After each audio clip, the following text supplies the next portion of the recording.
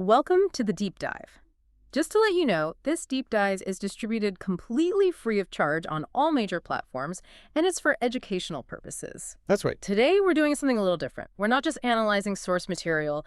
We are confronting a reality where our inner psychic climate might just dictate the actual physical weather. And where a spirit guide gives some surprisingly blunt, almost funny advice about real estate, your health, and even the dangers of getting a promotion. I love that part. It's fantastic. We are digging into some really dense, compelling nuggets from the Seth Material, the Early Sessions Book 2. We're going to be focusing on the often humorous, but also profoundly insightful Session 84. And what was the date on that? That was recorded on Wednesday, September 2, 1964. We'll also touch on the very beginning of Session 85 from September 7th. Okay, so what's our mission here? What are we trying to connect? Well, the mission today is to connect the dots between the really detailed personal psychic predictions that Seth gives to the sitters and his huge overarching philosophy on how non-physical energy actually creates and alters the physical universe. Right. Before we jump into why your ego might be sabotaging your career, we should probably set up a quick roadmap. Good idea. For anyone who might be new to the early sessions, the dialogue mainly involves Jane Roberts, who is channeling the entity Seth. Seth often refers to Jane by her entity name, Rupert. And her husband, Robert Butts, is there, meticulously taking notes of everything. In this specific session, their good friend Bill McDonnell is also present. His entity name is Mark. And their lives, their careers, their health, their anxieties, all of it becomes this kind of testing ground for Seth's teachings. Exactly. That's what makes this source material so fascinating. It just oscillates wildly between the cosmic, how the universe works, and the deeply mundane. Like, Mark needs to find a better apartment. Precisely. And it's vital. We start with Seth kind of proving his accuracy, which really serves to validate the entire structure of the material that follows. So let's start there with that psychic detective work. Session 84 kicks off with a follow-up on something from a previous session. It's almost like a litmus test for his clairvoyance. It really is. So Mark, that's Bill McDonnell, had been visiting Provincetown.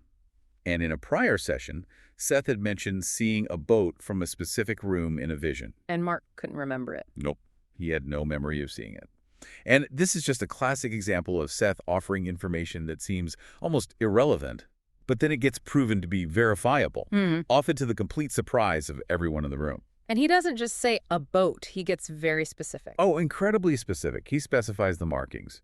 And he emphasizes that psychic sight picks up details that your physical eye might just filter out, even if you were standing right there looking at it. And the detail is almost technical. He describes the symbol he saw on the boat, or maybe near it. He says, the symbol was a half arc with one crossed line diagonally, almost like an inverted cent sign, C-E-N-T. Yeah. Then he adds, it was not large. There may have been an initial J beside it and a second initial F or W. I mean, that is remarkably specific information to just pull out of thin air. It really is. Yeah. So what happens? Does Mark remember it? Well, not at first. In fact, Robert, the note-taker, confirms that Bill pointed out that because of the high wharf and the slant of the beach, a small object like a rowboat would be really difficult, maybe even impossible, to see clearly from that window. Ah, so there's a physical obstacle. Exactly.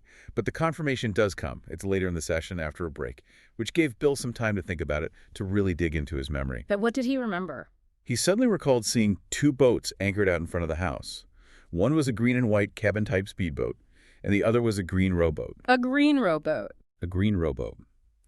Now, he couldn't recall that highly specific symbol Seth described, but just the presence of the boats, especially the rowboat, was enough partial confirmation to validate that Seth's vision was tied to the actual physical location. That detail about the difficulty of viewing it, the angle, the wharf, that raises a really important point about how the inner senses work, doesn't it? How so?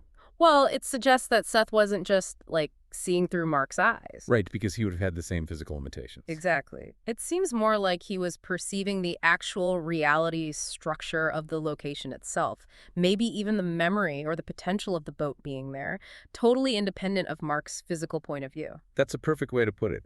The inner senses, they just operate outside the normal constraints of linear time and space. The physical world is perceived through these lenses, our eyes, the geometry of a room. But psychic information just cuts right through all of that. It does. It perceives the reality of the scene itself. And the fact that the confirmation is only partial is also key. This isn't some parlor trick where Seth perfectly describes a photograph. It's a complex perception that's being filtered through the whole channeling process. Okay, so moving on from the boat, there was another key verification point. This one was about John Bradley, who they call by his entity name, Philip. Right. Seth had previously stated that on this very day, September 2nd, 1964, plans, quote, may be born, which will affect his participation in his professional field. So a big day for Philip. Then what did Seth see happen? Well, first, Seth notes something really unusual. He says that Rupert Jane is blocking a picture of Philip. How interesting. So the channel can interfere. It can. This itself is so insightful. It tells us that the medium's own mind, conscious or subconscious, can resist or interfere with the flow of data. But he pushed through the block. He did. Despite the block, he manages to describe the scene. He sees Philip in a kitchen and among some disagreements on this date. And he gives more detail on that, right? Oh, yeah. He paints a very clear picture of domestic tension. He says, perhaps two women and a man, and loud voices, with a child listening close by. Wow. The significance here is really twofold. First, again, it's providing data that can be checked. But second, it shifts the focus from just physical objects like the boat to emotional and relational dynamics.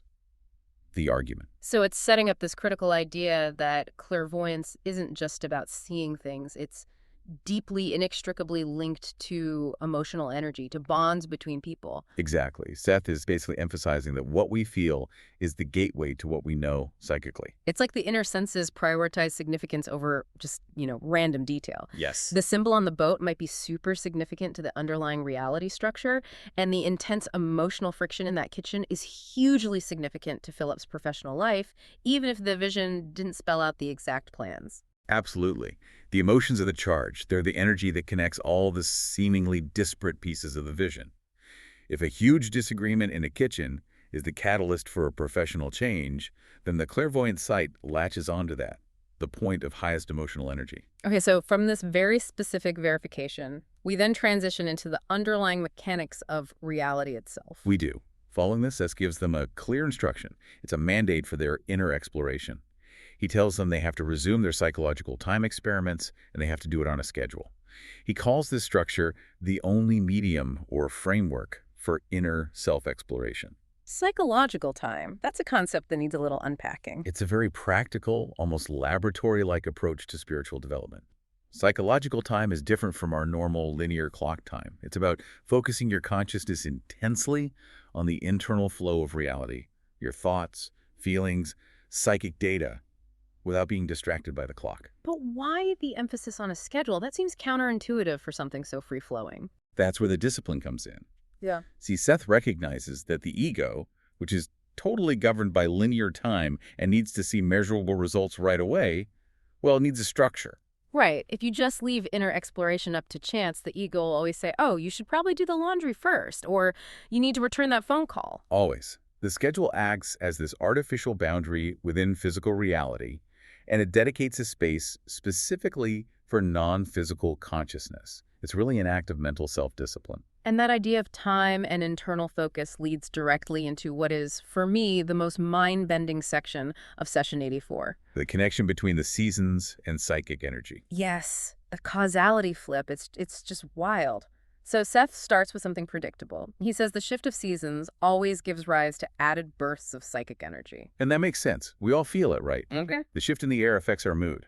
Maybe you get more inspired in the fall or more introspective in the winter. Totally. But then he delivers this massive reversal. He states that the added bursts of psychic energy are in main responsible for the shift of seasons. Let's just stop there for a second. This is a profound, almost unbelievable assertion. It flips our entire scientific understanding of physics and causality completely on its head. I mean, we're taught that the Earth's axial tilt in its orbit around the sun cause the seasons, and those seasons in turn affect us. Right. And Seth is saying, no, the vast, collective, coordinated energy flow of consciousness causes the experience of the seasonal shift. But hold on, how can that possibly work? We're talking about massive shifts in global climate, temperature, precipitation patterns. I mean, if I feel a burst of inspiration in September, that's one thing. But if billions of conscious entities are collectively shifting the Earth's physical relationship to the sun. Yeah, that sounds like an unfathomable amount of psychic force. And that's the core of the concept. It forces us to rethink what collective even means. It's not that every single person consciously decides, okay, time for autumn now. Right. Seth is implying that the collective inner psychic climate requires, it demands, and it automatically constructs the physical reality that mirrors it. Think of it like a biological imperative, but manifesting on a planetary scale. The deep subconscious need for rhythm and change within the species is what initiates the physical alteration. So seasons are not just astronomical phenomena, they are the physical construction of the inner psychic climate. That's a lot to take in. It is. But if everything is a construction of consciousness, why are seasons different from, say, a table? I can point to a table. And that brings us to this deep dive point on what Seth calls the automatic construction concept. He defines seasons as constructions that are, and this is his phrase, automatic constructions along the lines of alterations happening to matter already constructed. Okay, let's break that down because that sounds like some pretty high-level jargon. It is a bit. So if you want a table, you get an idea for it. You gather the wood, which is matter that's already constructed, and you build a fixed, predictable object. A table. Okay, Yeah. so where do the seasons fit in? The table is a fixed construction. Once it's built, it holds its form rigidly. But the seasons are alterations to already constructed matter. You could see a table. You cannot see autumn. Oh, you can only see the effects of autumn. Exactly. The falling leaves, the shifting light, the cooling air. So the seasons are a dynamic process, a constant state of transition. Precisely. And this is the key. They are constructions that most closely approximate inner reality, in that they are not as completely imprisoned in form or matter, but in themselves change form or matter. Inner reality, our thoughts, our emotions, it's always flowing, it's always dynamic, never fixed. Right, so the physical things that most perfectly reflect this inner flow are the things that are also constantly in motion, constantly altering the status quo, temperature, weather, magnetic fields. And yes, the seasons. They are less materialized, less imprisoned in a single form than a rock is, which is why we often overlook them as being physical constructs of our consciousness. That's a staggering implication. It means that the parts of reality we think of as the most unchangeable, the cycles of nature, are actually direct, collective manifestations of psychic energy. It suggests that if the collective unconscious were to shift, we could theoretically alter weather patterns and the global climate far more dramatically than we realize. It connects right back to the power of expectation. If a global body of consciousness holds the deep expectation of a four-season cycle, that cycle must manifest. It gives human consciousness a terrifyingly direct role in global dynamics. It does. And the shift in the session from these huge cosmic mechanics back to very personal guidance, it feels abrupt, but it actually makes perfect sense because according to Seth, the laws are the same for both. Exactly. Your macro environment and your micro environment both reflect your inner state. And so Seth turns his attention specifically to Mark, to Bill McDonnell, who is clearly struggling with inertia in his artistic life. And Seth is brutally honest here. He really is. He details these recurring physical symptoms Mark is experiencing, these twinges in his lung. But he defines them not as just medical symptoms, but as warnings, or nudges rather, from his own subconscious mind. And they are demanding action. That is a massive reframing of a physical ailment. It's not just a sign of illness, it's a metaphysical alarm clock going off. And the action the subconscious is demanding is quite practical. Seth is very clear that it is most necessary for him to find his own establishment, a place to live and to use as a studio separate from the main house. The subconscious knows what the conscious mind is avoiding. Mark's creative self needs physical space to breathe, to express itself, and his physical body is sending these increasingly painful messages until he makes that happen. The connection between psychic health and physical construction just becomes crystal clear right here. And this internal struggle was even laid out in a dream Mark had a few nights earlier, which Seth then expertly interprets for him. Right, the dream about the room. The dream of a large room with a shadow. It was divided into all these different portions. Seth says this symbolizes Mark's divided fears and desires. It's a perfect metaphor for his internal stagnation. He wants to be an artist, but he's afraid of the financial instability, the vulnerability of putting your creative self out there. The room is his consciousness, divided against itself, and the result is lethargy and physical warnings. But the detail Seth uses to cap this whole interpretation is one of the most memorable and, frankly, chilling images in all of the early sessions. The circular ceiling. Oh man, the womb ceiling. The womb ceiling. Seth states this represents the womb of his mother, from which the adult must finally symbolically escape. I love that you called it chilling because it is. It's so intense. It means the divided room, the inertia, the sloth, it's all rooted in an unwillingness to fully separate his identity from that initial safe, enveloping place of origin. So the physical requirement to find his own place isn't just about having a studio to paint in. No, it's a physical manifestation of the need for psychological independence. He is symbolically still being sheltered by the circular ceiling of dependence. To be a full artist, he has to escape that shadow and step into his own light. It transforms the very physical act of signing a lease into this profound spiritual declaration of selfhood. And if he fails to do it, the result is internal division and physical pain. And this brings us to what you called the energy paradox, which Seth uses to deliver the final piece of, well, tough love. He does. He notes that Mark has a peculiar habit of sloth, which he must conquer if his artistic abilities are to bear fruit. But he defines sloth here not as laziness, but as a deliberate withholding of available energy. And he contrasts Mark with Rupert, with Jane. Yes. He points out that Rupert is highly energized after a long taxing session, even late at night.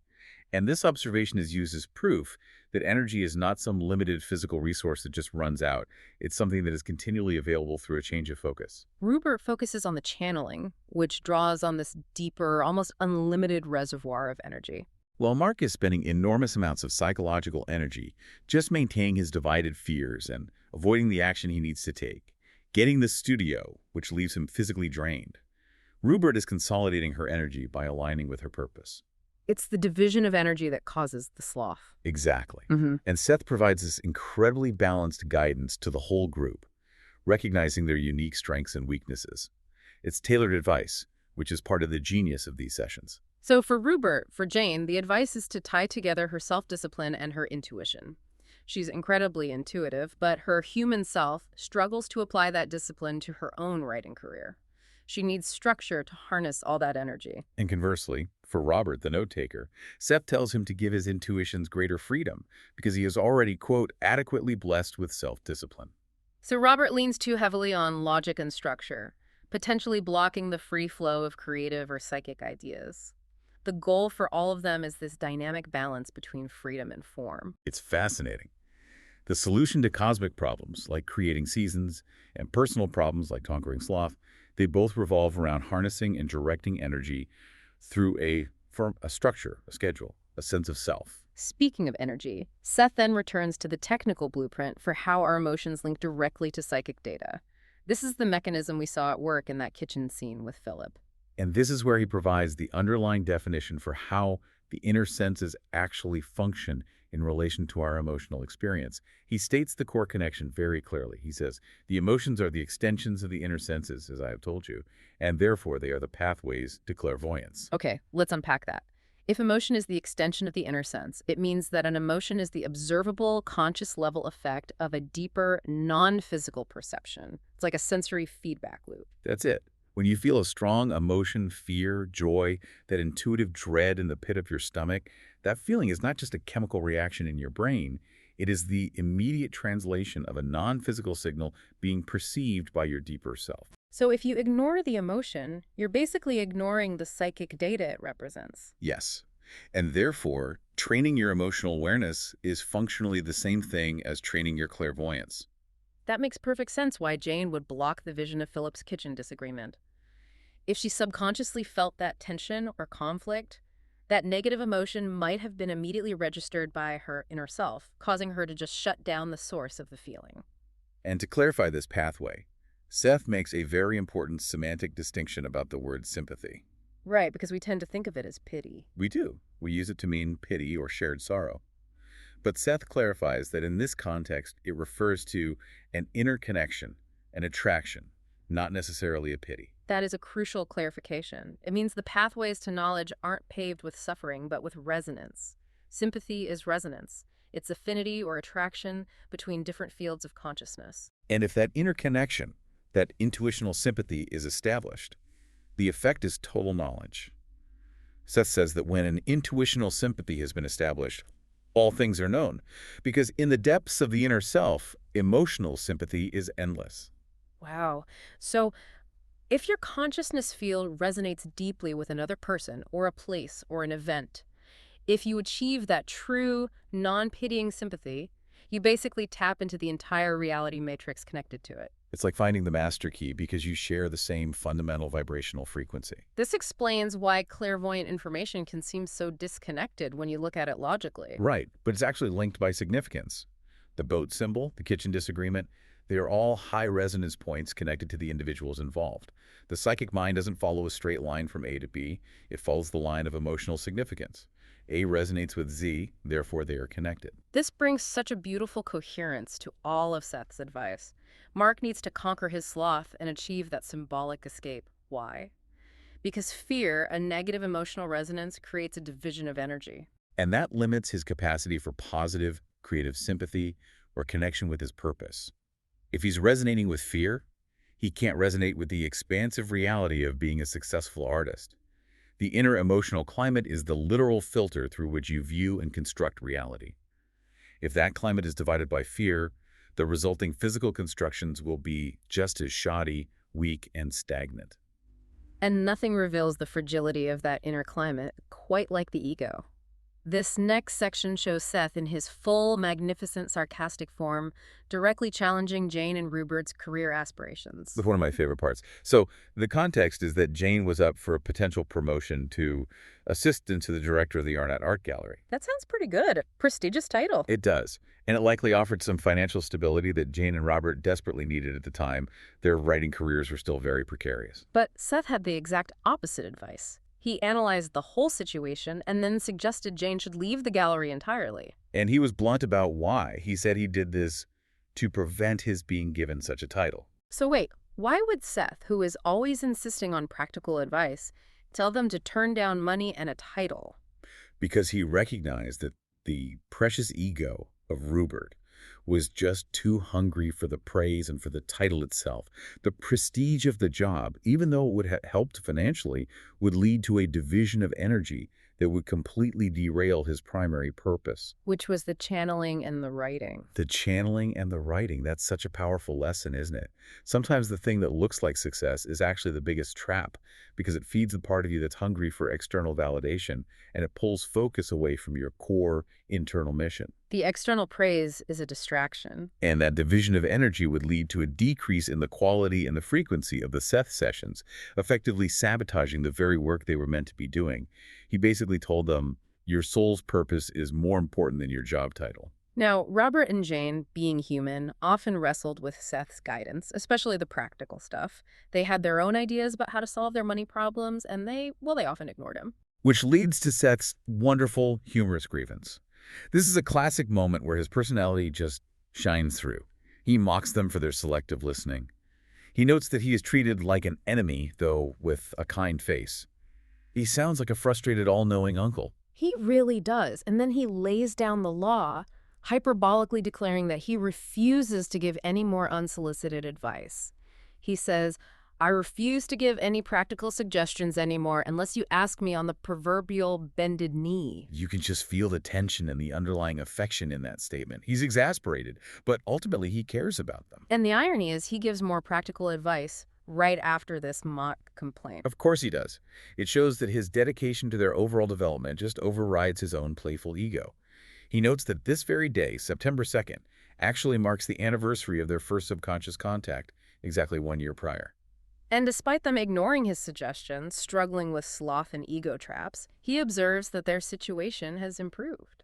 It has improved in line with the laws of expectation. Their general belief in the validity of the material and in their purpose has elevated their reality, even if they occasionally fumble the details. But he leaves them with one final, profound, and critical note that connects back to everything in the session. From Mark's lung to their need for a studio to Jane's ego. He states that shoddy physical constructions are a poor commentary upon psychic health. That's the ultimate synthesis right there.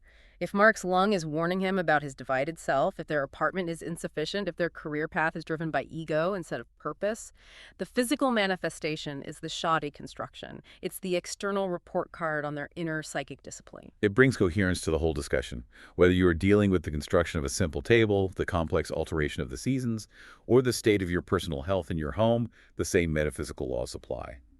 The quality of the outer reality is a mirror of the stability and integrity of the inner psychic self. What an incredible deep dive. We've shifted from cosmic causality all the way down with the very personal politics of ambition and sloth. We've covered the idea that psychic energy creates the seasons, That the inner self demands action through physical discomfort. and that emotion is the literal pathway to clairvoyance. And I think the most important conceptual synthesis comes right at the start of the next session, session 85. Seth distinguishes between distortion and falsehood in perception, which is essential for understanding this whole reality construction idea. What's the distinction? He tells us that distortion is not a lie. It is, and I'm quoting, merely an interpretation of reality colored or seen through a state of limited perception. Okay, I think we need to linger on that for a second. That's the philosophical key to accepting a world that's created by consciousness. It is. If I look at a blue object through red-tinted glasses, the object is still there, but my perception of it is distorted. It looks purple. If I say the object doesn't exist at all, that's a falsehood. Exactly. Distortion means the underlying truth is still present, but it's being filtered by the state of the observer's consciousness or their emotional climate or their focus. When Mark couldn't recall the boat, the vision was distorted by his lack of conscious memory, but Seth's clairvoyance still perceived the underlying reality of it. So it encourages us to have this critical but also open-minded view of reality. We have to recognize our own filters without just dismissing the reality we think we're observing. And it links directly back to psychic health. If our inner self is consumed by those divided fears and desires that Mark was experiencing, then that fear is the red-tinted filter. It distorts our interpretation of opportunities, of advice, even of our own physical symptoms. The whole goal of psychic discipline is to remove that filter, to minimize the distortion, and to access a clearer view of reality. We really encourage you to study the Seth Material books and visit the New Awareness Network website and bookstore. You can find it at sethcenter.com/early sessions to explore these concepts in more detail. This material is just vast, and we've only scratched the surface of sessions 84 and 85 today. So, a final provocative thought for you to take with you. If the physical world, including the change of seasons, is a construction triggered by bursts of inner psychic energy, how much of your own daily environment, that leaky faucet you keep meaning to fix, that cluttered workspace, that unexpected opportunity that just landed in your lap is merely an automatic construction reflecting your current emotional or psychic climate? What is the quality of your inner construction manifesting on the outside? Think about that until the next time we deep dive.